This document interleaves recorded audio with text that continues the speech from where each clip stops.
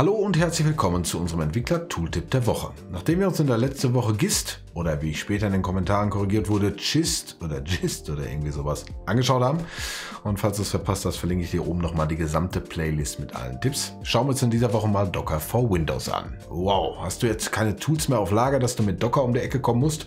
Jeder, der Docker auf Windows verwendet, kennt das Tool doch schon. Ja, ich weiß, genau das ist es, und um die Leute geht es mir auch gar nicht. Ich zeige dir in diesem Video, warum Docker for Windows vor allem cool für diejenigen ist, die überhaupt gar keinen Docker verwenden und eventuell noch nicht mal wissen, was Docker überhaupt ist. Warum? Das zeige ich dir nach dem Intro. Viel Spaß!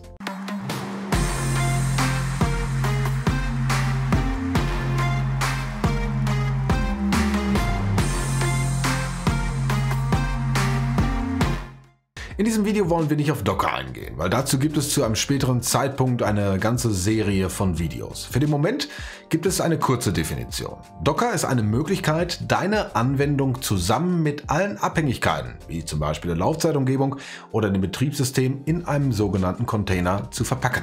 Das heißt, du verteilst deine Anwendung nicht mehr als Exe, Jar-Paket oder als Sammlung von irgendwelchen Skripten, die dann auf einem Webserver installiert werden, sondern du verteilst ein sogenanntes Container-Image, in dem alles bereits enthalten ist, damit deine Anwendung direkt ausgeführt werden kann. Dazu wird der Anwendung eine Datei hinzugefügt, welche alle benötigten Abhängigkeiten deines Images genauer beschreibt, ein sogenanntes Docker-File.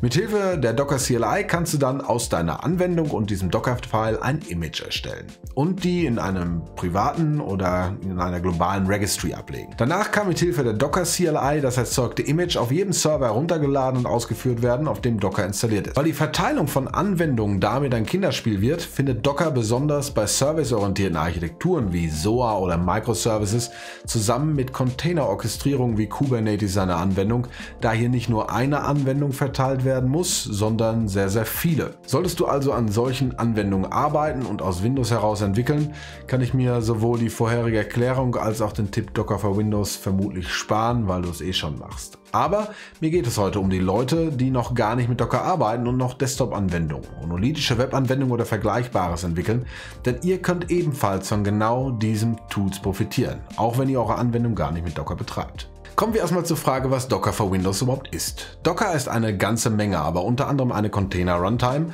also eine Laufzeitumgebung, in denen du deine Container betreiben kannst. Diese Container laufen aber nur unter Linux, nicht direkt unter Windows. Bevor die Kommentare wieder überlaufen, ich weiß, dass es Windows-Container gibt, aber das hier ist kein Comedy-Kanal, sondern ein Kanal für Entwickler. Ernsthaft mal, selten war eine Technologie von Microsoft weniger wert, darüber zu sprechen, als bei Windows-Containern.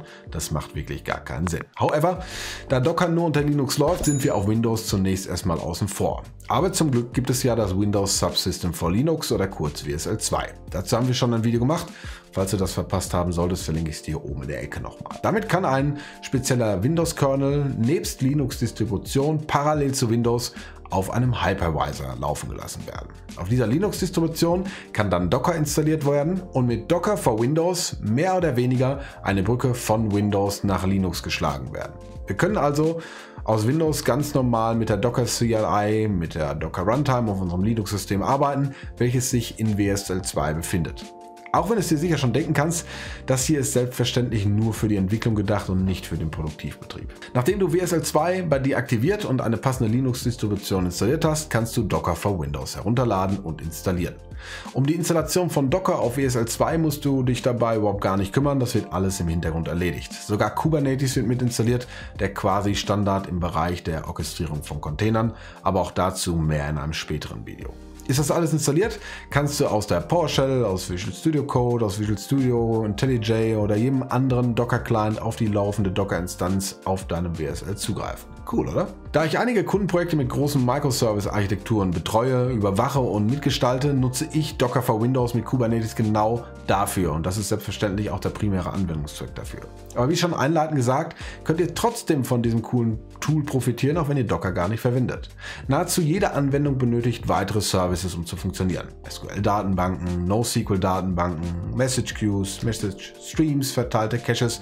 Also um es mal ein bisschen konkreter zu machen, MS SQL, MariaDB, MySQL, PostgreSQL, Mongo, CouchDB, RabbitMQ, Kafka, Redis oder was auch immer. Bestimmt jeder von euch wird etwas in seiner Anwendung finden, was gerade in dieser Liste war. Und wenn ihr die nutzen möchtet, heißt es natürlich, diese müssen auch auf euren Entwicklungsrechnern installiert werden. Was teilweise einfach funktioniert, manchmal aber nicht, weil zuvor Zusatzkomponenten wie Node.js, Python, .NET Core oder sonst was installiert werden müssen. Zusätzlich will man eventuell manchmal mit neuen Technologien einfach nur rumexperimentieren, um sich zum Beispiel mal Elasticsearch anzuschauen oder Zipkin oder SonarQube oder sonst irgendein cooles Produkt. Was man aber natürlich nicht erst umständlich installieren will, später dann deinstallieren will und möchte, dass die ganzen übrig gebliebenen Dateien das System immer langsamer machen. Willkommen in der Welt von Docker. Jedes dieser Produkte, die ich bis hier aufgelistet habe, hat ein entsprechendes Docker-Image, was du zunächst in der Registry, hier ist es Docker Hub, suchen musst und anschließend mit einem Kommando in der Docker CLI herunterladen und starten kannst. Wenn beispielsweise Redis benötigt wird, kann dies bei Docker Hub gesucht werden, anschließend mit einem Kommando heruntergeladen und gestartet werden und schon kannst du damit herumexperimentieren und in deiner Anwendung einbinden, als wenn es lokal installiert wäre. Und wenn es deinen Ansprüchen nicht genügt, dann stoppst du einfach den Container, löscht das Image und schon ist es Geschichte. Und genau deshalb solltest du, egal ob du Docker selbst verwendest oder nicht, dir Docker for Windows einfach mal installieren und etwas damit rumexperimentieren. Glaub mir, am Anfang fühlt man sich immer ein bisschen wie ein kleines Kind im Süßigkeitenladen. Die Menge an Images, die ihr mit einem Kommando einfach mal so verwenden könnt, ist wirklich gigantisch und es gibt jede Menge zu entdecken für den Entwickler. Etwas Neues entdeckt hast du hoffentlich auch in dieser Woche wieder. Hilf mir wie immer dabei, mit einem Daumen hoch mit diesem Video noch mehr Entwickler jeden Tag ein kleines Stückchen besser zu machen. Abonniere den Kanal, falls du das noch nicht gemacht hast. Aktiviere die Glocke, damit du kein Video mehr verpasst. Und falls du noch ein bisschen Input brauchst, verlinke ich dir hier rechts noch ein paar weitere Videos dazu.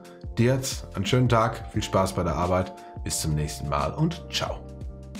Doofe Idee, wenn man erst am Ende merkt, dass die Position im Video einfach blöd ist.